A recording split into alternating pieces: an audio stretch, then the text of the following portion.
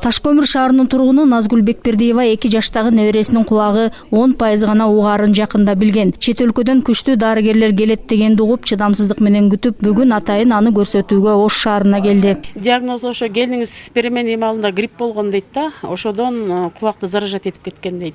Бир кулагы справа вообще укпайт экен да, оң кулагында какой-то 10% сезим бар экен да. Аны лечение менен да айыктырып коюшу мүмкүн. Азыр эми технология, медицина өнүккөн деп врачтар ушундай консультацияларды берди да. Ошол тууралуу үмүт менен келип отурабыз.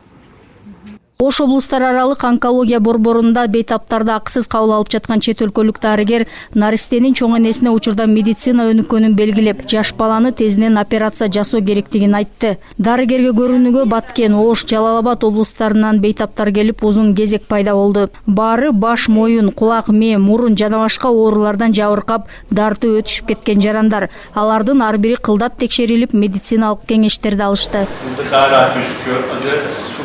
Андан сырткары дарыгер Левент Ренда Ош облустар аралык бириккен клиникалык ооруканасында дарыгерлерге атайын семинар өткөрдү. Анда баш, моюн, кулак, мээ, жаактагы залалдуу шишиктерди дарылоо, ооруну эрте аныктоо боюнча өз тажрыйбасы менен бөлүштү. Bu kanserler daha sık gözükmeye başlıyor. Мен кыргызстандык дарыгерлер менен өз тажрыйбамды бөлүшкөнү келдим. Себеби бул оорунун өсүп жатканы байкалып жатат. Башкача айтканда, жаңы түрлөрү чыгып, жаш курактагы жарандар да кабылып жатат. Бул оорунун алдын албасак кандай кесепеттери бар экени жөнүндө маалымат берип жатам. Азыр медицинада жаңы жабдуулар чыккан. Операцияны тез жасоо, кан жоготууну алдын алуу мүмкүн болуп калды. Мен көбүрөөк профилактика иштерине көңүл бурууга чакырат элем. Жок дегенде ооруну эрте аныктаганда ошончолук аны айыктырууга мүмкүнчүлүк бар. Анан албетте туура диагноз коюп, туура дарылаган мыкты дарыгерге кайрылуу маанилүү.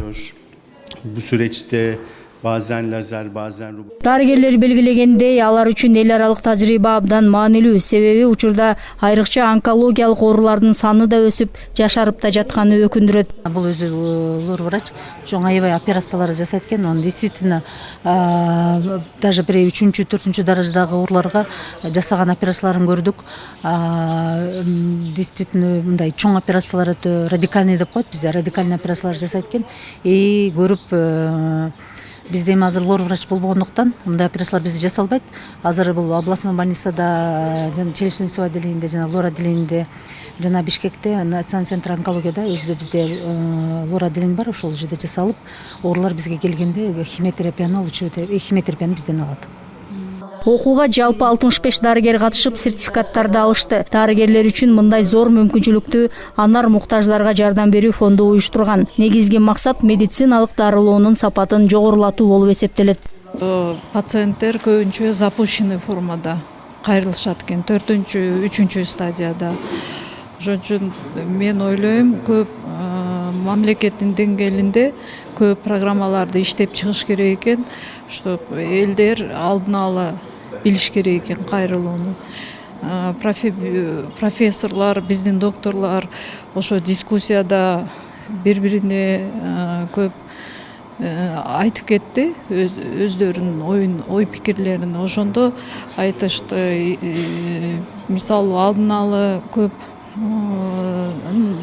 пациенттер дарыгерге кайрылса, то где-то 80% ошо пациенттерди сактап калганга мүмкүнчүлүк болот. Аталган фонд түзүлгөндөн бери 2000ден ашык дарыгерди чет өлкөдөн билимин өркүндөтүүгө салым кошту. Эми чет өлкөлүк рейтинги жогору дарыгерлерди Кыргызстанга чакырып тажрыйбасын бөлүшүүгө көмөктөшүүдө. Андан сырткары чет өлкөдө дарыланууга муктаж болгон турмуш шарты оор үй бүлөлөргө да бекер дарыланууга жардам берип келет. Зыйнат Ибраимова, Эдил Алиев, Уран Надишев, ЛТР, Ош облусу.